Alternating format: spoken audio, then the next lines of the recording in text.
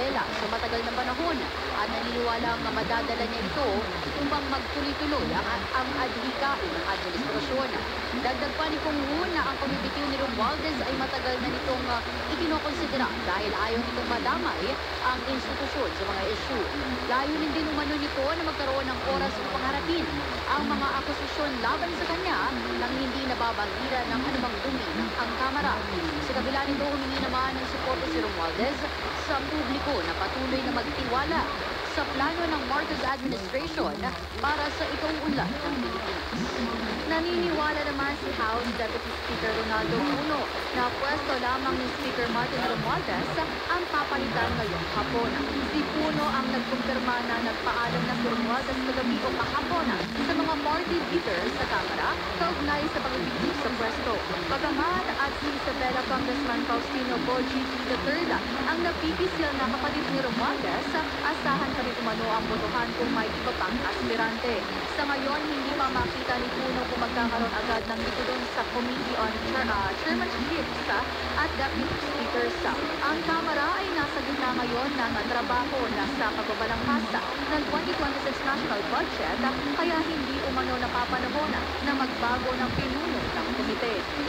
Naniniwala si dating Presidential Political Advisor Ronald Llamas na ang pagiging malinis ni Isabela Representative Faustino Boji III sa isyu ng korupsyon ay nakikitang advantage para sa pagdinig sa susunod na lider ng Kamara. Sa panayam ng DZME Radio TV, sinabi ni Llamas na maraming magandang katangian si D upang maging kwalipikadong House Speaker. Walang negative na pagtingin sa kanya ang mga kongresista. Medyo mabait yan at wala siyang record for now ng any corruption. Ito ngayon, number 4 siya in terms of succession. Number 4 siya na pinaka-powerful na tao sa gobyerno. Tingin ko bago ito, even for him. Dagdag pa ni Llamas, magiging challenging role ito para kay D dahil nasa gitna ang Pilipinas ng malaking kontrobersiya sa korupsyon at ang nakasanayang karanasan nito ay hindi pang-national scope. Ang kanyang karanasan ay basically local at ang being speaker ay national na at hindi lang national. Ikaw ang may power ito first. Kasi yung magagaling yung approval at discussion ng budget. Kung meron magpapile ng impeachment, sa House din magagaling. Kanyang history, wala ko nakikita pa na ganung klaseng skill set o ganung klaseng experience. Pero lahat naman siguro dyan natetested. Bibigyan ko siya ng very little doubt at this point. Yan ang ni dating Presidential Political Advisor Ronald Llamas. Network, balita sa tanghali nationwide. Sa nagpapatuloy na balita, iginiit ni dating Presidential Political Advisor Ronald Llamas na maaaring hindi mapalitan o magalaw ang pwesto ng mga kongresista sa Kamara sa kabila na napipintong pagbaba sa pwesto bilang House Speaker ni late First District Representative Martin Romualdez. Sa panayam ng DZME Radio TV, naniniwala si Llamas na hindi ito mangyayari dahil nasa gitna ng budget process ang mga kongresista habang inaasahan nila ang magiging dramatic statement na magiging bagong House Speaker.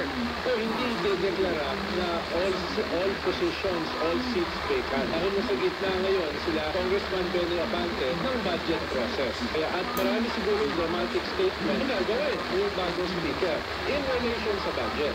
Halimbawa, posible. Sabihin nila, tigil na lahat ng insertions, tigil na muna yung flood control habang sinusuri namin at inaayos yung national expenditure program. Maraming mga mangyayari today. Yan ang muling tinig ni dating Presidential Political Advisor Ronald Llamas. Network, balita sa tanghali nationwide. Tahas na namang sinabi ni Navotas Lone District Representative Toby Tiangco na hindi lang dapat ang House Speaker ang palitan, kundi pati na ang kanyang mga Deputy Speaker at sensitive committees.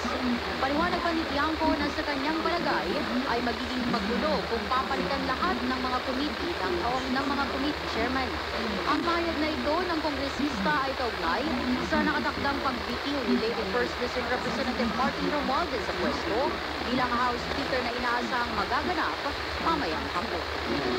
Sa kabila ng inaasahang pababa sa pwesto bilang Speaker of the House, siniguro ni Speaker Martin Romualdez ang support